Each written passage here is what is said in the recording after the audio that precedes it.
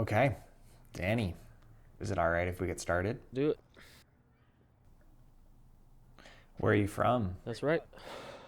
Uh, Born in Colombia, raised in LA, currently living in Portland Okay, yeah. How long have you lived in the Portland area? since January of this year. It's been about 9 months. Okay, cool. So let's see, what was your childhood like in LA? Um, my childhood was smooth. It was great. Yeah, childhood was amazing. Um, my parents gave me everything I needed, everything I wanted. I got to see them grow from um, struggling immigrants, where my dad worked with his brother, um, to having two jobs, an office at home, to building a business, and becoming decently wealthy by the time I was a teenager. Okay, so you grew up with both parents in LA then.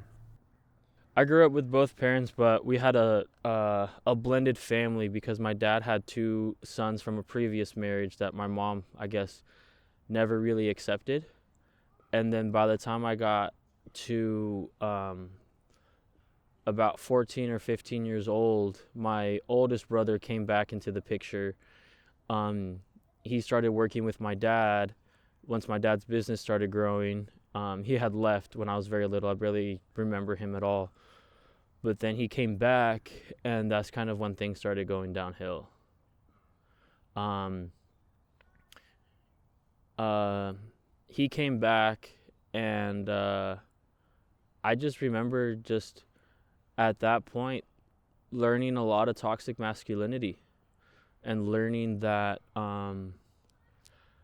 about all the different. He was 28 at the time. I was like 14, and I remember him picking me up from high school and just driving around my high school, seeing all the like people come out of class, and him just driving and asking me how many girls I was with, and telling me that if he was in my position, he would be with everybody.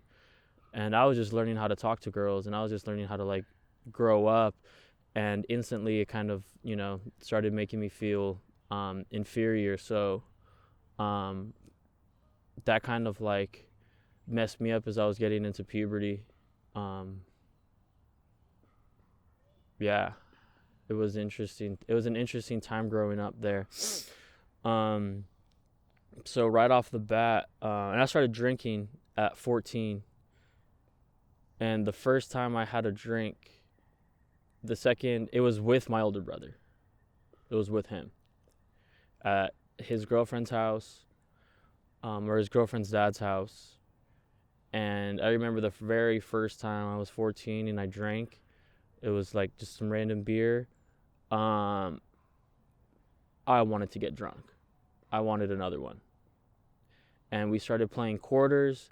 And me and one of his friends had this little rivalry in this quarters game that I had never played before, but I got him once. I hit the quarter on the table, onto the cup, made him drink, and then he looked at me and was like, "Oh, it's like that?" And then this dude proceeded to just whoop my ass, and just quarter after quarter after quarter, Danny, you drink, Danny, you drink, Danny, you drink. And I'll never forget that. Next thing I know, I come to, I'm in the shower. Two of my brothers are cleaning me up. I've puked and pissed everywhere. And I even drank vodka straight from the bottle that night. And that was, 14 years old, how I started drinking. And that's pretty much how I drank every single time from the jump. Um, and, that was kind of like, it was interesting because that was the start. When I was a kid, before that, I was fun. I was happy. I played basketball, and before games, I would dye my hair different colors. I would like get hairspray. I'd go to the game with like blonde hair one week, and then the next week I'd have blue hair. The next week I'd have red hair. I had some T-Mac 3s, and I wore a blue one. I had another brother who was 1 year older than me. He had red T-Macs. I had blue T-Macs, and I would borrow one of his shoes and then mix it. So then I'm at a basketball game for like YMCA or Parks and Rec or whatever, with blonde hair, one blue shoe, one red shoe. Like that's just who I was. I just wanted to look cool. I just wanted to do the things. I just like loved it. And then you know, I started getting depressed at like 16. I remember that was about when I started writing poetry, and I was just always had trouble, and I started having trouble in high school. I got in fights with teachers, um, and around this time is when we started going to Columbia more. And then when I went to Columbia, the first time we went, I was like 11 or 12. Everything was fun. I absolutely fucking loved it. It was so much fun. My aunts, my uncles, everyone was great. I had never met anybody before. We finally went. They got to meet us. It was like this huge family reunion. It was a big deal. It was beautiful. Just a different culture, people having fun, like, so much community. It was absolutely amazing. And then um, I think it was the second time we went. I was, in that same kind of age group, around 14. Um, One of my uncles, he took us out on the night. He took me and my brother out, and he took me and one of my brothers out, and he took us out, and we started drinking, just beers, walking around town, and then we went to a little casino. They have little casinos everywhere. So we were playing the slots, just having fun, and then it's so weird thinking about how it went down because it felt so premeditated. But uh, after that, he took us to a brothel, um, and it was like, I was 14 years old, and it was this little like rundown brothel, and it was like his spot. And then we're just sitting there drinking, and you know, I was like, I want to do this. Let's do it. So I'm drunk as hell, and I have my first experience um, with a woman at 14 in a brothel, drunk as hell, and that kind of like set the stage um, for what my life was gonna be like. Um, Okay, so women, have you been able to have long-term relationships since then?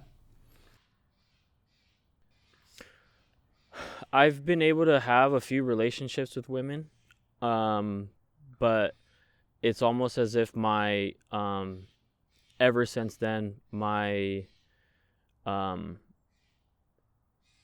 my norm my norm is became brothels and prostitutes right off the bat, because I'll never forget, I had my high school crush. She was like, to me, I had a crush on her since ninth grade. I talked to her every day, and 10th grade too, and I was just always so scared. I didn't know like how to approach it. And then one day we were texting, and I did what I thought I was supposed to do, and I offered her money at like 15 in high school, and I was like, yo, I'll give you money for in exchange for this or that. And then she, asked me, like, is that all you want? And then I said yes. And it really fucks me up, like, to this day, because that's not all I wanted. I was deeply infatuated by her. We had a great friendship. We had a friendship going on years and years. But I thought that's what all I wanted. I thought that's what I was supposed to only want. I thought that that's how life worked, was just the physical, um, was the physical. I thought that that was the only thing that was important. And, um, you know, it just, between my brother always bragging about how many women he was with, to, you know, we started going back to Colombia every summer. Every summer we would go back when I was in high school. And every summer when my cousins would pick us up, the first thing I'd say is, vámonos a las diablas. And diablas literally means devils. You know, I'd be like, let's go to the devils. Like, let's make it happen. I'm, 15, 16, 17 years old. I have dollars in my pocket. And, you know, I hadn't been with an actual, person who appreciated me and wanted to be with me. You know, everything was just paid for. Like, that's all I was used to, you know.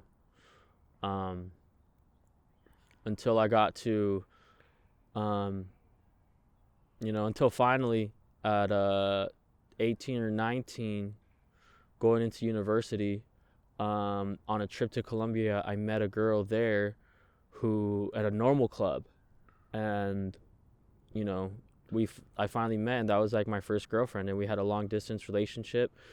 Um, she was in Bogota, and I would text her every day, and I was in university, and that was like my girlfriend for about a year and a half to 2 years. And I finally felt like some sort of love, some sort of appreciation. I finally felt connected to somebody. Um, and then I got to university, and the first couple years were great, but I had this. It was very interesting to me. I had this. At first, my freshman year in university, I was in a salsa club, and I hung out with a lot of Latinos, and I felt very connected to the group, and I thought it was great. But then I started looking into fraternities going into my sophomore year, and I always had this weird thing of where do I belong, because I'm light skinned but I'm Latino, and then I get like mistaken for being just Caucasian and white, and sometimes I'm like, well, can I try to be white? But I'm Latino, and so sometimes like I got to a point where I was like, let me try this. It's almost like I was being a chameleon, because I joined a fraternity that was predominantly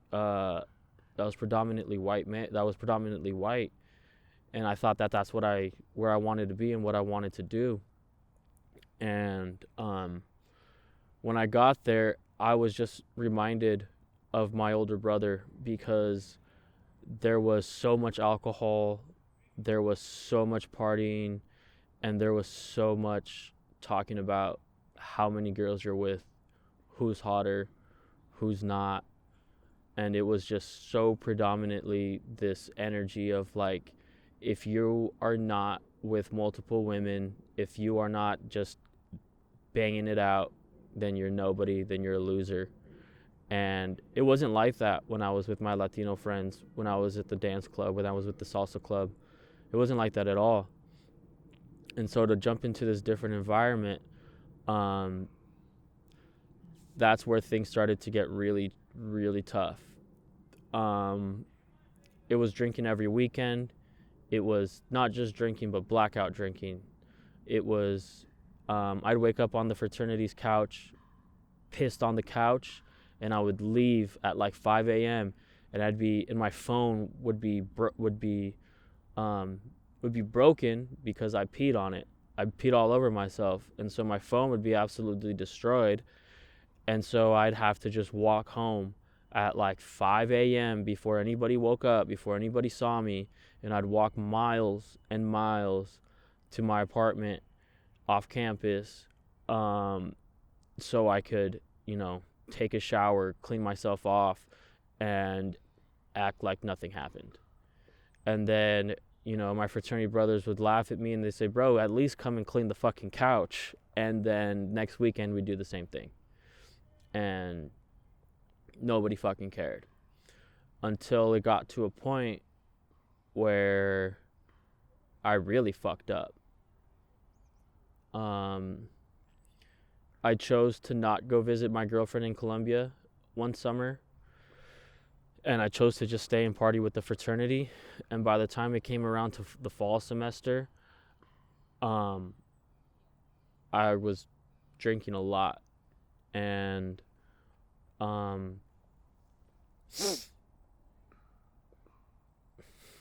that's where I caught my first case. Um,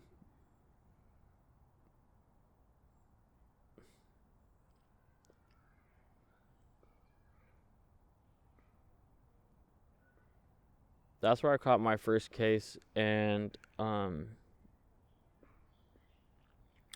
I woke up one day. I woke up one day, and I don't even know how I got home. I got home one day, and I was cleaning myself off. I had pissed myself, vomit on me, and I was taking a shower, one of those 45-minute boiling hot showers where you're not even standing up, where you're sitting on the fucking ground of the shower, just letting the hot water hit you, and your brain is just completely numb because it's almost as if you're in shock. And I remember my brother banging on the fucking door, and he's banging on the door, and I'm just like, bro, what? And he opens the fucking door, or I get out of the shower, open the door, I'm like, what do you want, dude? And he has an iPad, and it has a fucking news article, and, I'm wanted for sexual assault at a campus. And I'm like, holy fuck. So I turned myself in, and that was my first time in jail. And I'll never forget, I turned myself in, and I'm at the holding tank for hours and hours and hours. And then it's night, and they move me. I get in the back of a patrol car, and we're driving to the big jail downtown. And fucking Radiohead's fucking Creep starts playing in the fucking radio on the cop car. And I'm just sitting there in the fucking back, bro, and I don't know if the fucking officer who was driving knew what I was in for, or if they just said, hey, you gotta take this guy. But I just sat in the back of that fucking squad car, and I started to fucking bawl. Dude. And every fucking time that song comes on, like, people love that song, and they fucking sing it, and everyone fucking knows it, and people are like, oh my god, like, that's their fucking song. And I'm just like, bro, you're not a fucking creep. You, like, you don't get to like that song, bro. Like, you fucking like that song because of whatever the fuck reason, bro, but you don't fucking know what it's like to, like, be that. Like, no. And I got to jail, and I had to fucking lie about why I was in there. And I told people I got in a fight, and man, I'll never forget just, like, the bars, the fucking cages, the handcuffs, and, just learning how to fucking wait. Learning how to fucking just sit there and fucking wait, bro. Just sit there and do nothing for as long as it's gonna fucking take, man. And I got really lucky. I got to go to rehab and start figuring my shit out. And I got to rehab months later, and I rediscovered poetry in rehab.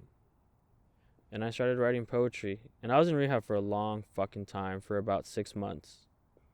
I wasn't ready to leave. I couldn't leave. Like, that was my first time going into recovery, and I was like, okay, I can't drink. I need to control myself. I can't allow myself to get belligerent drunk because I have no idea how to maintain a relationship, or, like, how to be a fucking man, how to be a respectful person. And so I had to so I started writing a lot of poetry, and I wrote every day. I wrote hundreds and hundreds and hundreds of poems in there, and I would share them with people, and it was absolutely amazing. And I finally found my calling. Like, I felt like maybe I can use this to kind of like feed my soul, feed my spirit, and kind of grow from there. I had my next girlfriend. I met her in the rehab as I was leaving. She was coming in. We met. We stayed in contact after she got out, and we dated for a while.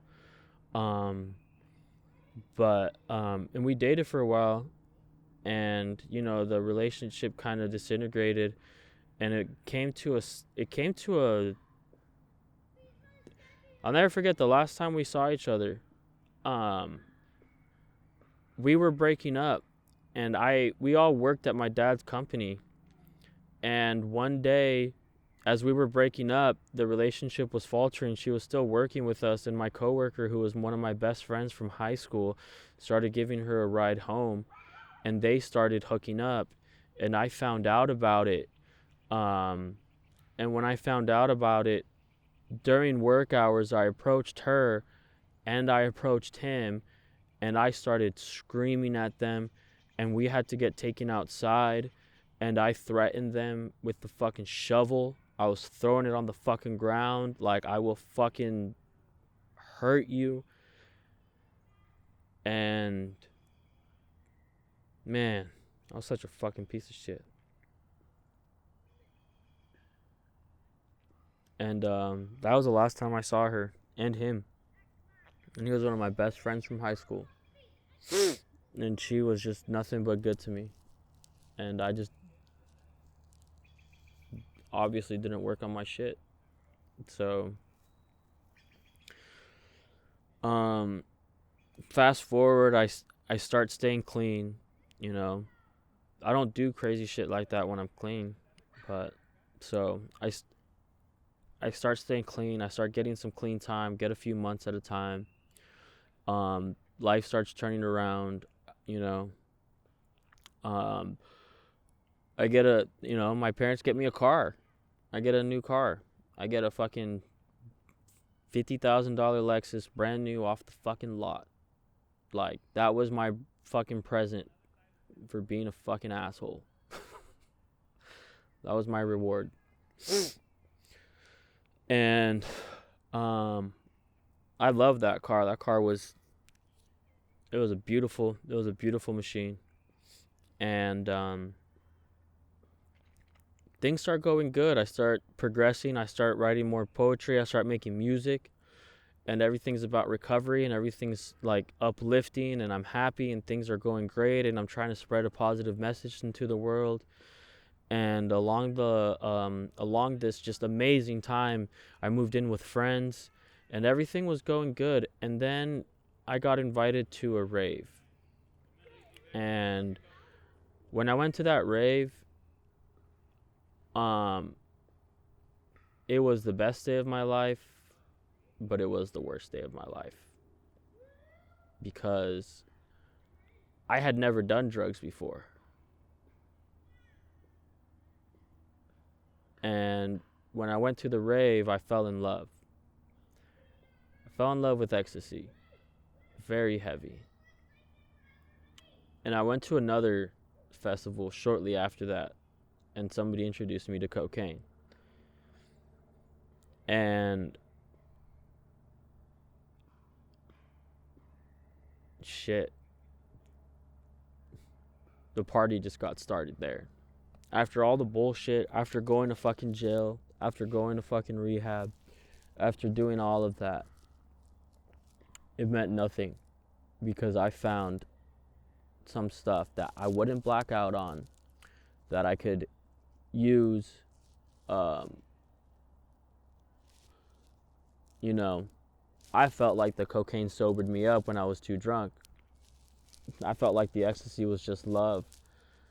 And I didn't have to drink alcohol anymore. I didn't have to worry about blacking out. I didn't have to worry about peeing my fucking pants. I didn't have to worry about throwing up. This is much better than alcohol.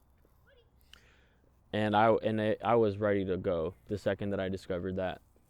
And so Around this time, I discovered drugs, I discovered EDM music, and I discovered men. I started experimenting with men, and um, I had, it was just, I lived with my friends, so I was finally away from home after university. I dropped out, and I was making music, and my music went from being this uplifting, inspirational, you know, type of hip hop to where are my drugs? Where's the girls?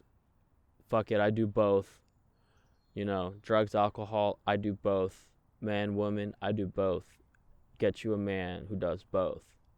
And I was doing both all the fucking time. I was doing everything. Um, Eventually, I got kicked out of my friend's apartment. They kicked me out. They said, bro, you gotta go. You can't be here bringing fucking, like, they didn't care about my sexuality. It was fine. But they're like, you can't just be bringing home different men every fucking night. Like, come on, bro. Have some respect for the house. Have some respect for where we all live. You know, you can't just be doing drugs here every day, playing music loud as fuck. Our neighbors yelling at us like, bro, turn it down. Like, it's 3 in the fucking morning on a Tuesday. I didn't care. And so I got kicked out of that house. And I had to start, and I kept on raving, and I had a rave, and I had a boyfriend who I would see at raves all the time, but I'd always be so fucked up. I didn't know how to proceed in the relationship. And at this time, I was having a really hard time because I'd spend all my money, I would do ecstasy, wear sweatpants, and go to a fucking strip club. And I was like my fucking get down. And then I'd be dating this, this guy. And because I was so fucked up all the time, like, I just didn't know how to, like, further the connection and make it, like, and be intimate with him. So he just thought wasn't interested. We just, like, would text all day, all night, tell each other that we loved each other, but never really be physically intimate, because I was doing it somewhere else in a fucking weird ass way. And all of this came to a fucking head in February of next year when I had my first suicide attempt. And we had gone to a rave, and I had popped, I had done it. I popped the full ecstasy pill when I got there, full double stack. Once I met up with him, we popped another one. He didn't know I had popped one before. And then near the end of the night, I popped another one because I wanted to keep the party going. So when I woke up in the morning, and I remember after the rave, my ears are still ringing. We're in the fucking parking lot, me, him, and all of his friends. And I'm so desperate for love. I'm so desperate to feel some touch, to feel some connection. And he just looks at me. He's like, all right, we're going to leave now. Bye. And I'm just like rolling balls, just like, oh, bye. And then they left.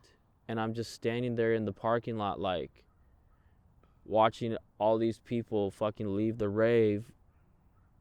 His car's gone. And I'm just like, wait. Can I get a hug before you leave?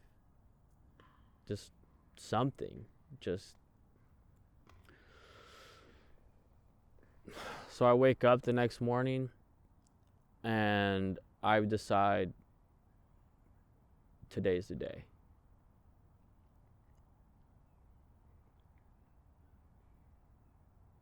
That was going to be the day. I said, I'm done. I said, I can't do this anymore. I said, it's too painful. I said, I can't be with the person that I love. I'm tired of fucking spending, I don't know. I'm just tired of everything.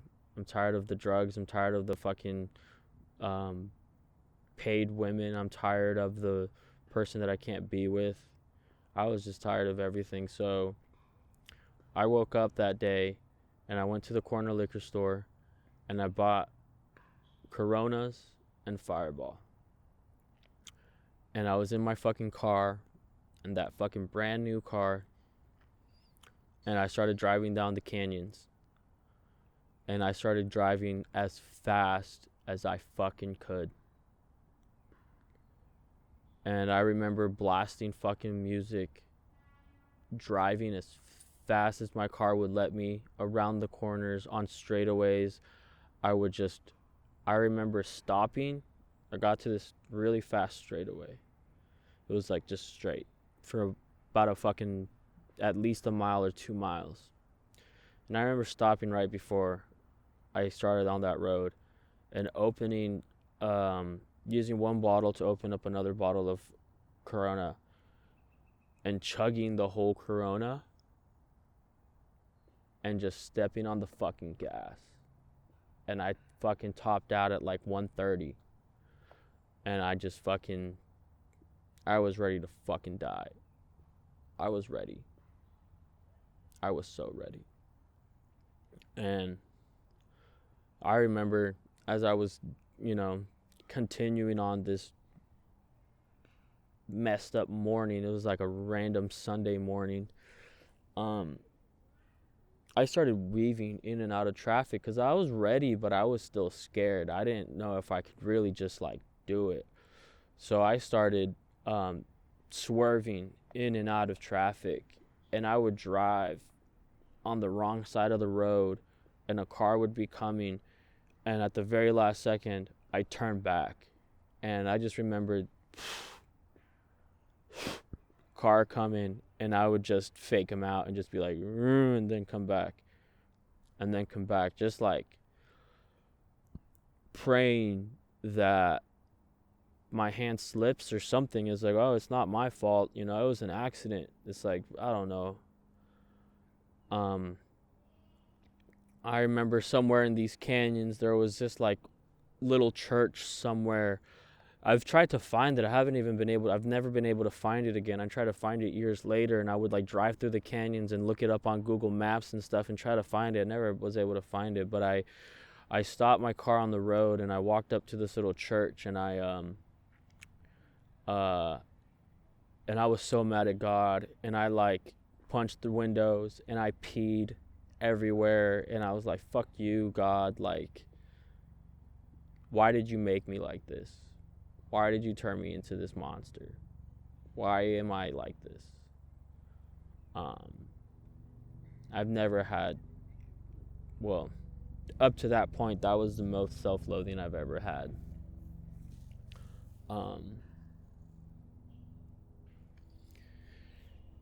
And eventually, as I was driving down these canyons, I lost control of my car.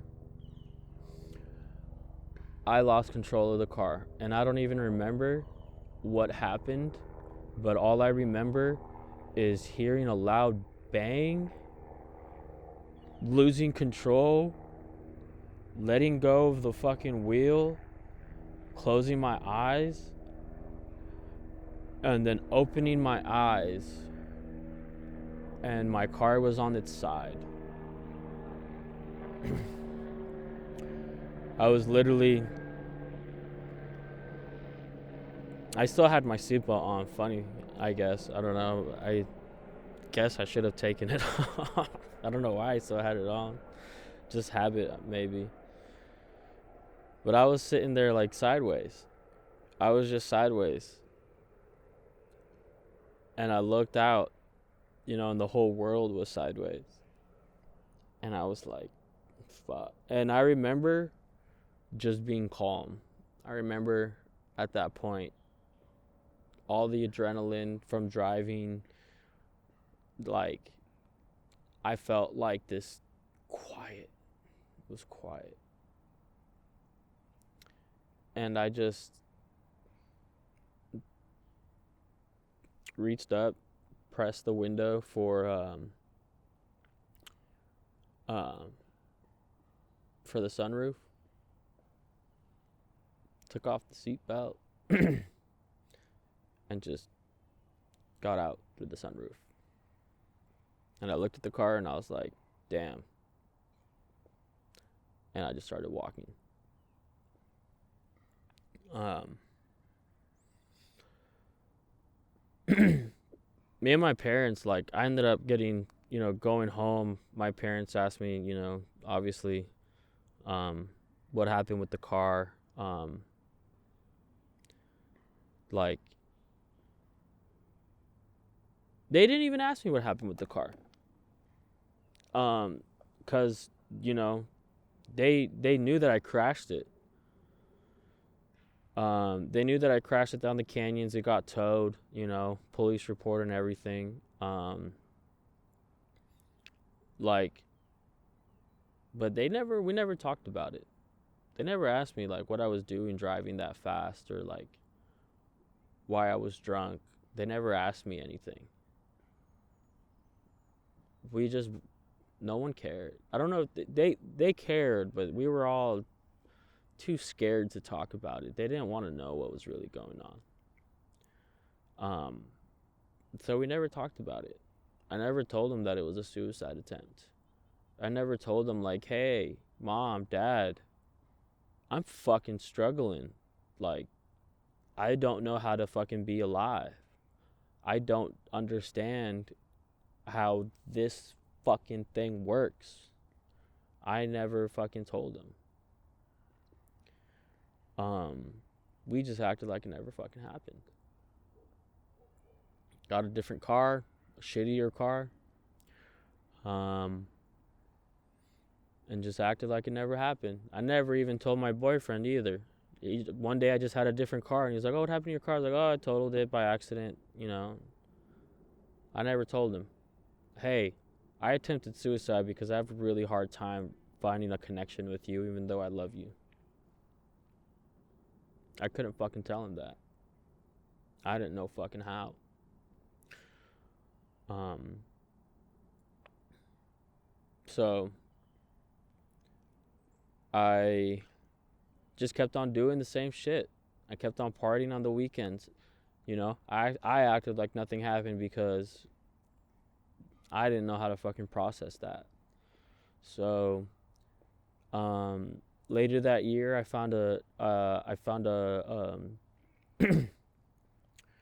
I get into an office space. There was this really dope office space.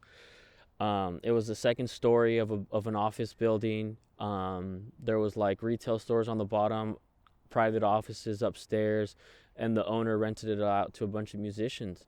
And that was the first time I had like this musicianship and like friends that were like, all musicians, and we fucking clicked and we started drinking and making music and doing cocaine, and it was like the fucking greatest time of my life. It was so much fun. And we all just like, it was, a merry band of brothers, man. And we would like stay up all night doing cocaine, watching basketball, making music, ideas. Like, it was dope. There was a porn star that lived there. There was musicians, rappers, rock stars, guitarists, producers. It was an amazing time.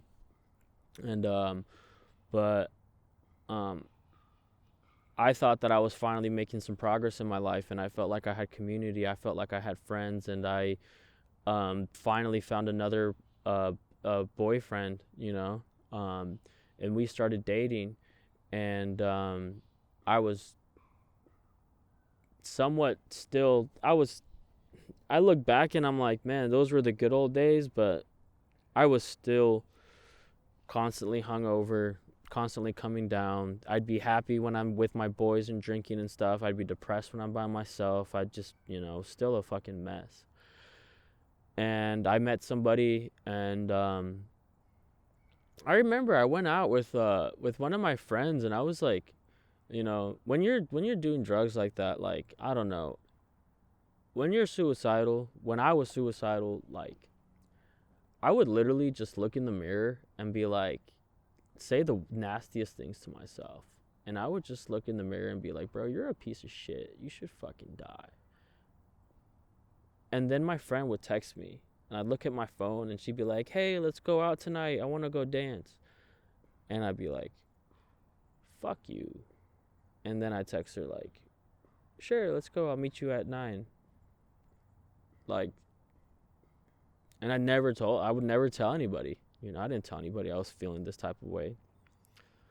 And I remember when I met this boyfriend, I remember exactly when I met him, and it was pretty wild because I was in this super depressed state, and I was outside of I was in the patio of the bar, and I was smoking a cigarette, and I wasn't talking to anybody, and I was fucking quiet, and my friend was out there meeting people, dancing, she was having a good time, and I was just like smoking the cigarette, and I was talking to myself, and I was like, bro, you gotta fucking get your shit together. And I was like, you know what, dude, just go inside, walk in, and talk to the first cute guy that you see. Just fucking do it.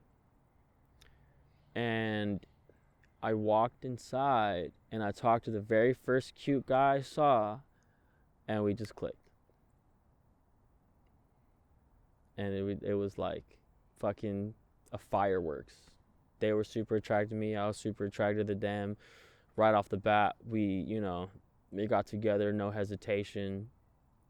And I was able to actually communicate with this person at least a little bit. We were actually able to be intimate. I didn't have to like hide it like I did with my other boyfriend. Like I could actually, be with them, and I felt so much better. Um, and so we dated for a few weeks until, um, the alcohol started creeping up on me again. You know, the alcohol started creeping up on me again, and eventually I got blackout drunk. And they didn't like that. They didn't like me when I was that fucked up. And, they asked me to leave. And I said I didn't want to fucking leave.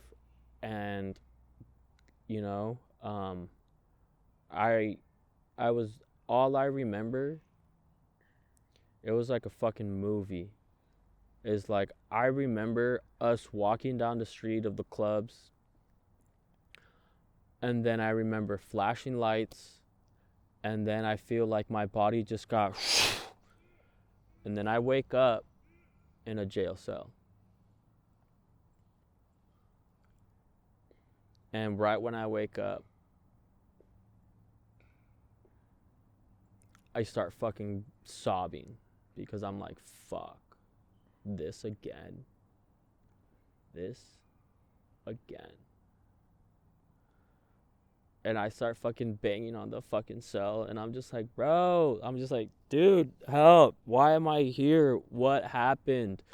And then the cops just come and is like, just chill, bro. And I'm like, no, what happened? I was on a date. Like, what happened? And can I spark this up?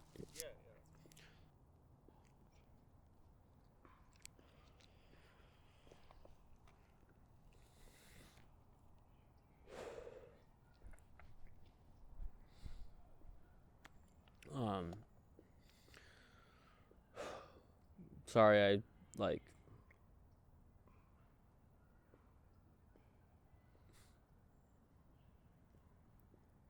Literally, sometimes I smoke to keep myself from crying. Um,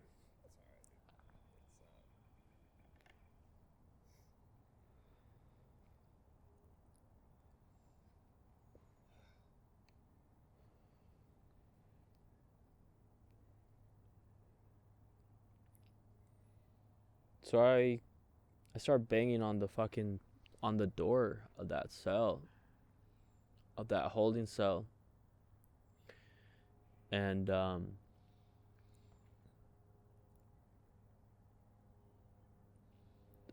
eventually I'm like, give me a phone call. I'm banging on the door, give me a phone call. I need a phone call. And and they take me to another cell, another holding cell or holding tank, and I get on the phone, and the first person I call is my brother. And when he answers, he's pissed, and he says, Daniel, why the fuck are you calling me from jail? What the fuck did you do? What the fuck's going on? And right off the bat, I just say, dude, bail me out so I can kill myself. And then we exchanged a couple other words, and the next thing you know, I yelled this. I was like, bail me out so I can kill myself. And the cops come to my door a couple minutes later. They like, hey yo, you need to hang up the phone right now. And I was like, bro, I'm talking to my brother. I'm trying to figure this out. They're like, no, hang up the phone right now. You need to hang it up. And I was just like, why? Like, just hang up the phone. So I hang up the phone. They're like, come here, we're gonna move you to another cell right now. And I was like, I needed my phone call. I was like, bro, we're moving you. And I get taken to a suicidal cell. They take away my clothes. They put on these blue pads, and I get put into a room by myself with no cushion, with no mattress, literally nothing but this blue pad that kind of have like these like straps up here, and it's just a blue pad in the front, a blue pad on the back, and that blue pad was my clothes, it was my cushion, it was my pillow, it was my blanket, it was me, this blue pad in this fucking cell with like a metal fucking bed. And I was in there for about between like 18 to 30 hours, I don't know.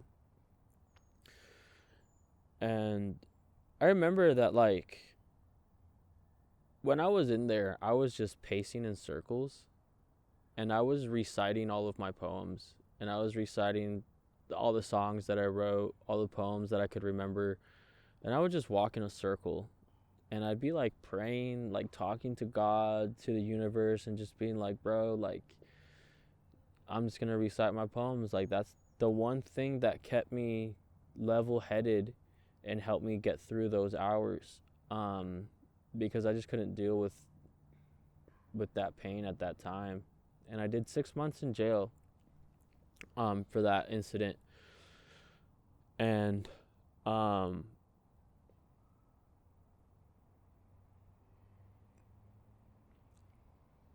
I went from, suicidal cell, and a lot of people don't know this, but there's I got into the gay dorms in that city, in that jail. They had for gay men and transgender women. And it was like, I met some amazing people in there, and I was able and lucky enough to get myself into a school dorm. And they had a few dorms in the Powder Blues. One of the dorms was the Thunder dorm, and that dorm had no fucking rules.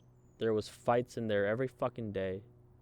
It was, if you were able to buy some food from the store, you either had to hold your bag with you 24/7 the entire day, or someone would steal it from your bunk, and you had no idea to find out who it was or when they got it. You just lost it. And people would fight every day, and it's, everyone there's gay, so you're having sex with men, with transgender women. It was, an interesting time. Eventually I got to the school dorm, which was a little bit better.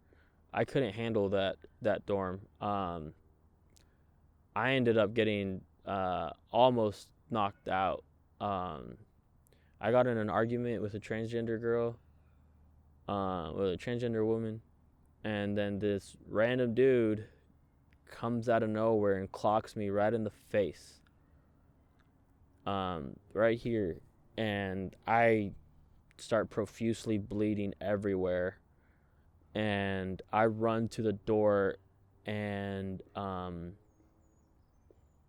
you know, seek medical attention, and I end up getting put in a individual cell. I go to the hole, you know, and I'm in this small cell by myself for 2 weeks, and um, 2 weeks I'm just in there, um, by myself. I remember fucking using a pencil to draw on the walls, and um, eventually I get out, and then I, you know, talk with the officers and everybody, and I eventually get myself to the school dorm, where, you know, if you fight you get kicked out, you have to take classes and stuff. And like there I was able to like actually do my time, and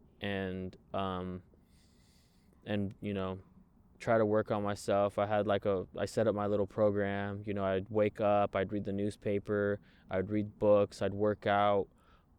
It's funny once you start doing a little bit of time, like, you know, it's not like I've done it. You know, there's people who've done years and years, you know, decades, like, you know, but like, you know, doing a few months, I started to like just get into a routine for myself, so that way the days would kind of go by a little bit faster, and I wasn't like so worried about what I was doing. I would just like, I'm working out from this time to this time, I'm playing cards with my boys from this time to this time.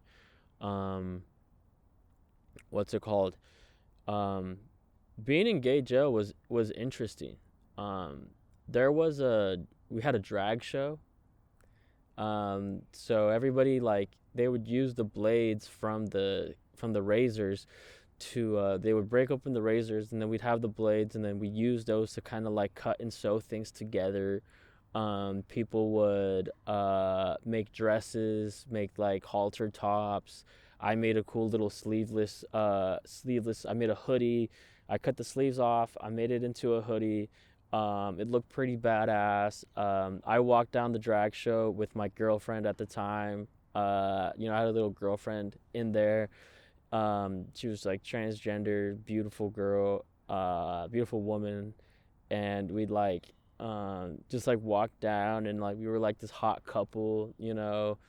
Um, I had a couple of my friends in there. We would like play cards all day, learn how to play spades, learn how to play pinochle. We would like throw down and just like have fun with it. Me and my boy David, we would like work out, and we do 500 push-ups a day. We did 500 push-ups a day. We do 25 quick breather, 25 quick breather, 25 quick breather, 25. That's 100. Take a walk around. 25 four times again, until we got to 500 push-ups, and then we just, you know, we would do all of our push-ups. We kept each other. We made sure that we were good. You know, we'd stress about our case. We'd stress about what was going down, but we made sure we were good. You know, um, like we would like talk to people that we were attracted to. You know, I remember the FIFA World Cup was on, and that was one of the things that we did to have fun, was like the FIFA World Cup, and we watched every fucking game of that World Cup, every single game. And it was so annoying because we took over one TV. There was 3 TVs. They're like, no, this is the FIFA World Cup TV. This is the World Cup TV. And every match we watched, because like we were so invested, and it was the only thing that we had to do. And we would buy Pruno from people. We would get drunk and watch these games, and yeah, it was a good time. It was a good time. Like, it's so funny to say, but like through this era of heavy drinking and using, like, that was the time where I was the most safe, where I had a community, where I was not stressing and anxious every day, and I didn't want to kill myself. Was when I was in Powder Blues with my boys. Um, and um, two of my friends from there have since passed from overdoses, and I really like, you know, just miss those guys. Um, we helped each other a lot. We were there for each other. We made sure nobody fucked with us.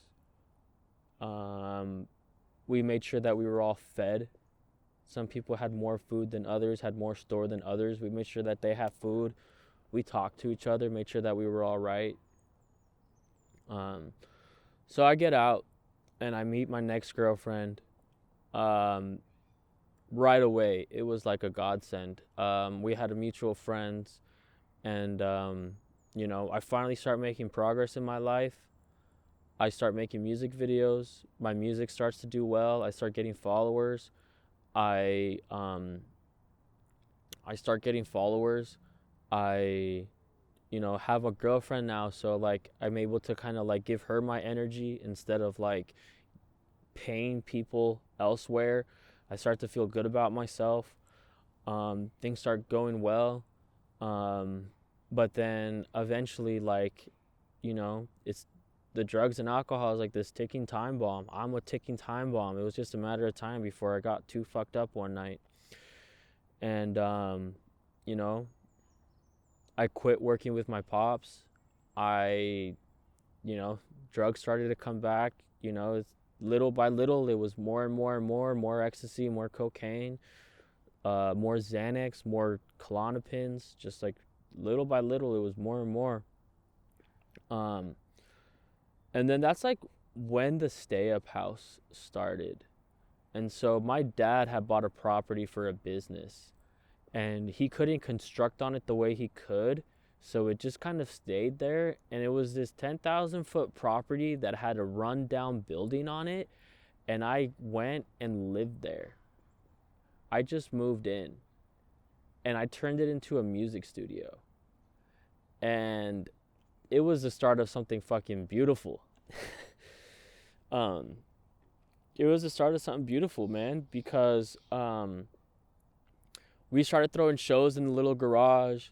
Um, some of the people that I met at the music studio before that, where the Dunkin' Donuts was, like we just turned that into this like fucking music studio performance place, and we threw parties and we had shows, and like I had everything I ever wanted there.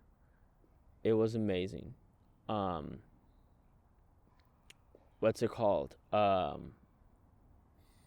And then the pan, and then but I was still fucked up. I couldn't like figure it out because I started drinking really heavily, and then something happened. I don't even know what happened, but I lost it one day. I lost it one day, and I took my dad's work truck and I crashed it into the building intentionally. I don't I don't even know what the fuck I was doing. I don't know why. I was mad at something. I was absolutely belligerent.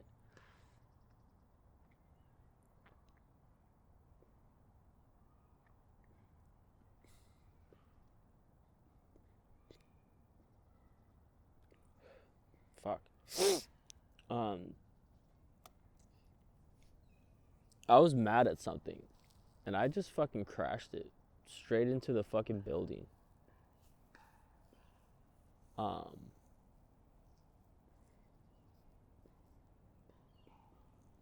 and then I went home that day. I went home in the fucking work truck. It was all fucked up. And I got home and I had a severe breakdown. Um,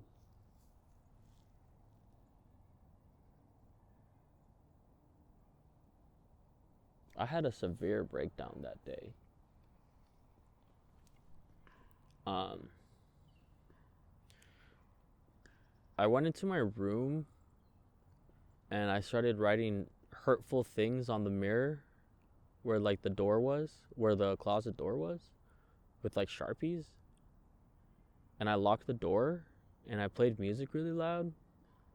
And I started like I had like a bottle of vodka or Fireball. And my mom was like scared. She was scared.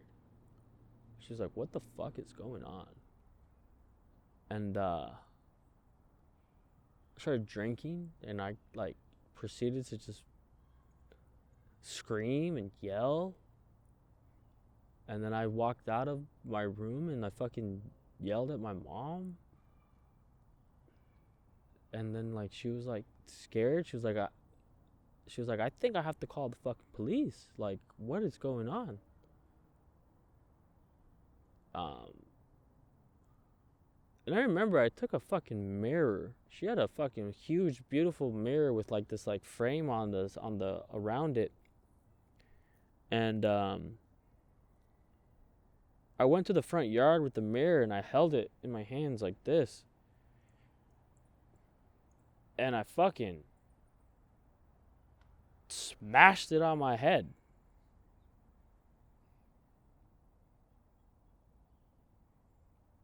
Then I went back to my room and grabbed the bottle and kept on drinking. And like playing music loud and fucking crying. Um that was I got into I was taken to a suicidal cell again, a 5150 that time. Um I got taken to a 5150 that time. And I got out, and my parents didn't want to take me to rehab in America, so I went to rehab in Colombia. And I left the rehab early, and I just left. I said I don't want to be here anymore, and I packed my bags and I waited at the front until they let me out, because they have like closed gates there until they finally let me out. And I was at my aunt's house in the fucking shitty part in Bogota, and I was walking around fucking drinking, and I found people who were fucking, drug addicts, and we fucking hung out all night drinking, talking bullshit, until I came back. And like I went back to the music house. I went back to the stay up house, and we started, throwing shows, and the pandemic hit. And so we kept on throwing shows, and we were the only show in town. And I tried to like, do the music thing. I really did. But I never took care of my demons. And so I was still a bad person deep down. And I don't know. So eventually, the music grew, the crew grew. We had a squad, we had everybody, musicians, guitarists, drummers, fucking different bands would play. It was amazing. But it never quite grew as much as it could have, I guess. Mainly because of me. I was still a fuckhead, even though I was kind of like spearheading the whole thing.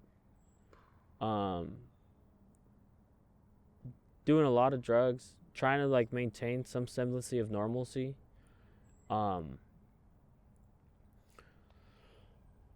Until my dad sold the lot.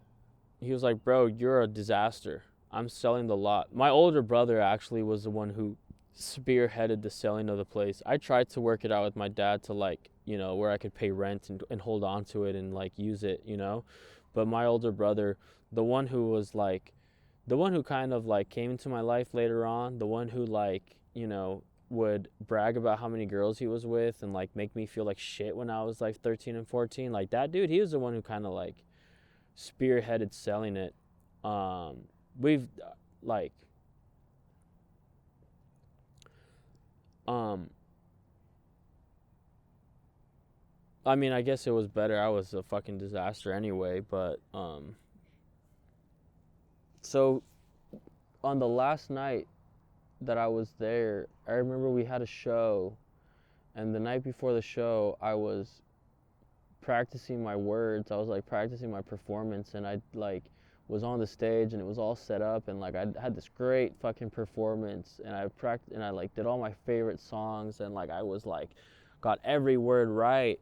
And then I looked out, and there was like nobody there, because it was like a little rehearsal that I did all by myself. I had like started to destroy all the relationships, so nobody was around anymore. And then we had the last performance, and I remember getting so fucked up that I didn't remember any words to any of my songs, and I cut my performance short. I just said, you know what, I don't want to do this anymore. And everybody went home, and I just stayed there by myself. And I woke up the next day, and everybody was gone. And I walked from stage. We had stages, we had studios. It was like this big thing, and I would just walk around by myself with a fucking bottle, drinking, just like destroying everything. And eventually I got into like the garage studio, the garage fucking stage, and it was this great wooden garage, and it had like an organ, like a typewriter, like old classic books, a little bookcase. It looked like a little fucking like vintage vintage like studio from like an author. And I sat on the fucking ground on the cement with like broken glass, and I started finding pieces of broken glass, and I started like fucking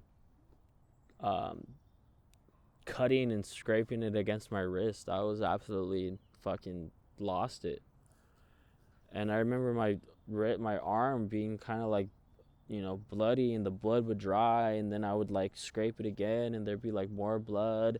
And I'm just like sitting there like, dude, all my hopes and dreams of like being a musician was like right here, and I've like thrown it all away. And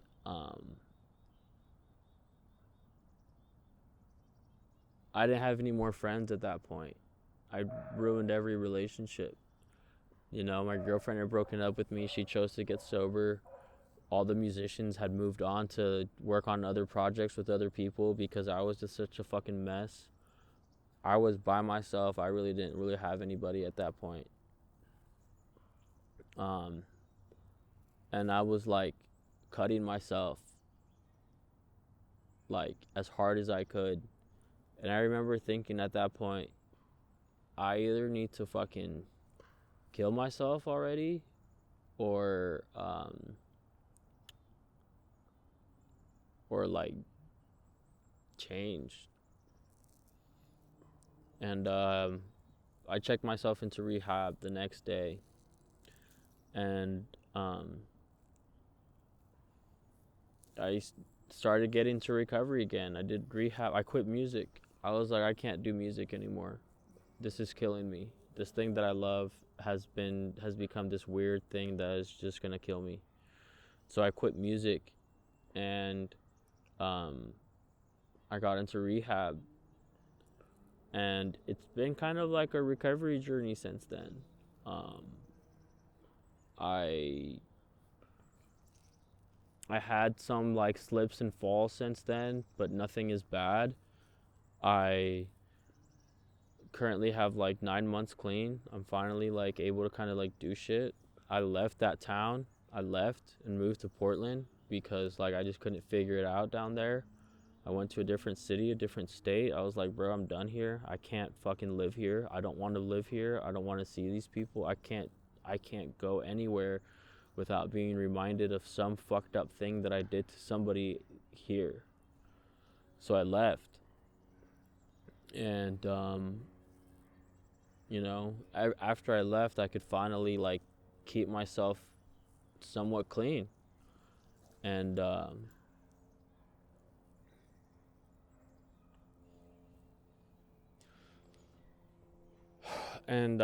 left, and I started working a program, and I shit, now I'm here, and I hope that I can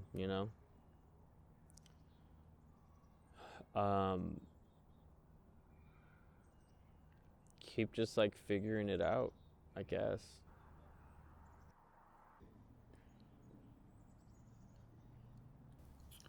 So, what would you say is the greatest lesson you've learned thus far in your life?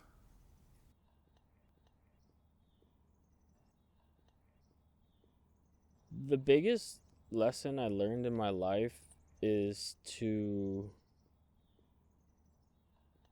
is that people come and go and moments will pass. Like, opportunities don't come more than once, you know? I had a chance with, like, you know, either like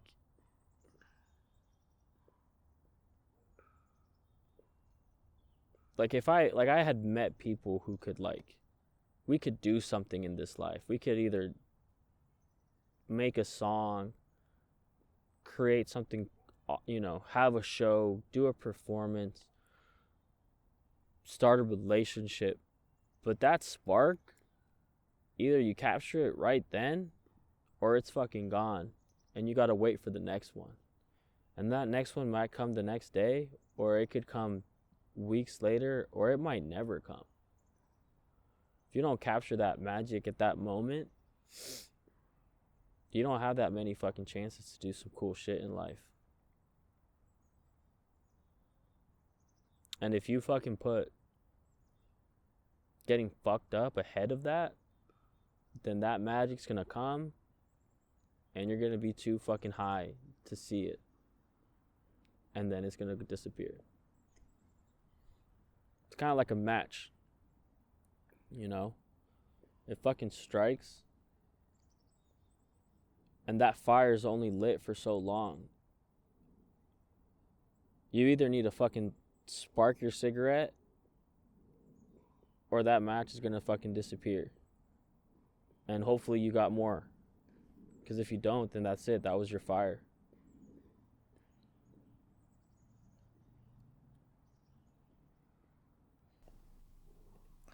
All right, we can end things here. Sweet. Dani, thank you. Thank you. Thanks for having me. Appreciate it.